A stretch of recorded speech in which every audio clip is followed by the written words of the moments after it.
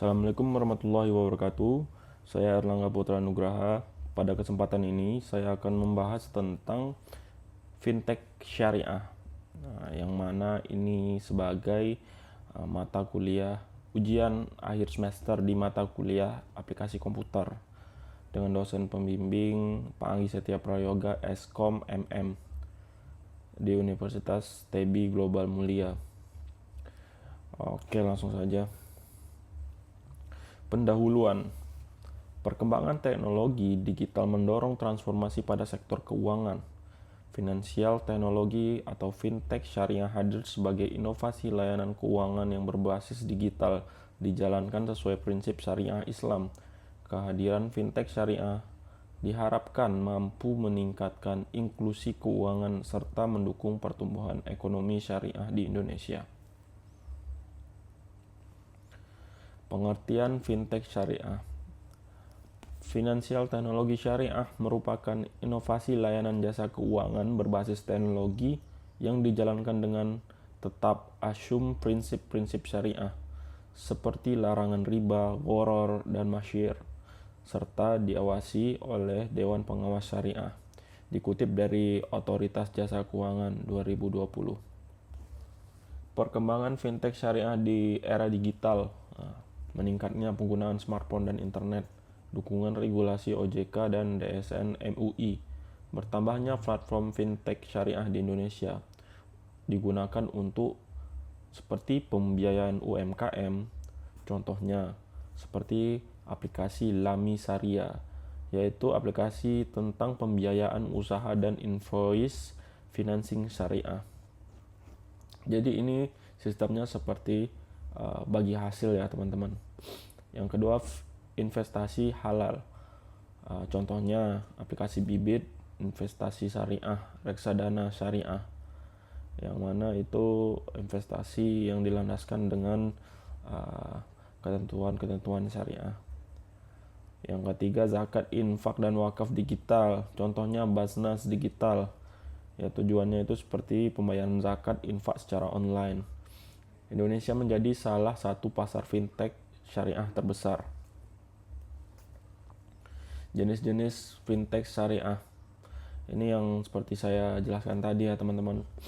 Pengembangan finansial teknologi syariah memiliki peran strategis dalam meningkatkan inklusi keuangan dan mendukung pertumbuhan ekonomi syariah melalui pemanfaatan teknologi digital yang efisien dan transparan. Dikutip dari jurnal Asy-Syariah 2020. Jenis-jenis fintech syariah.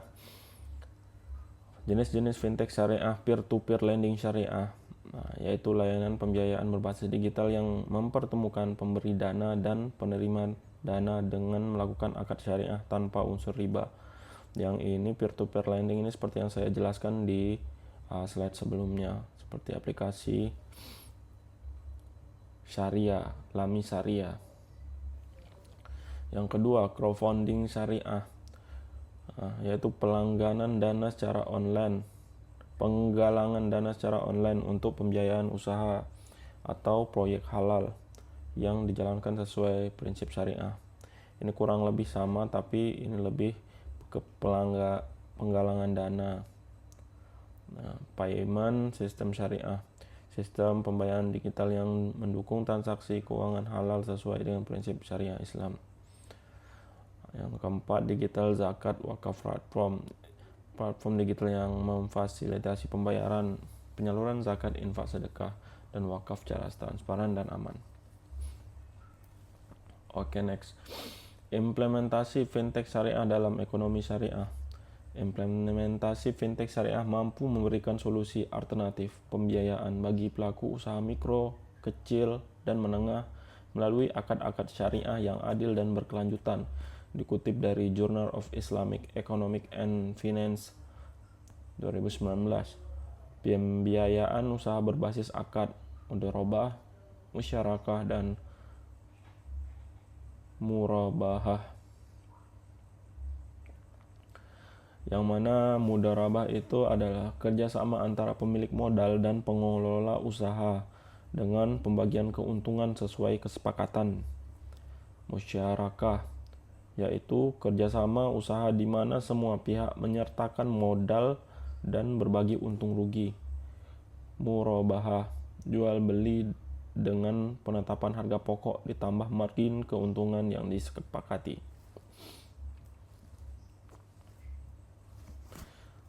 Dampak positif fintech syariah.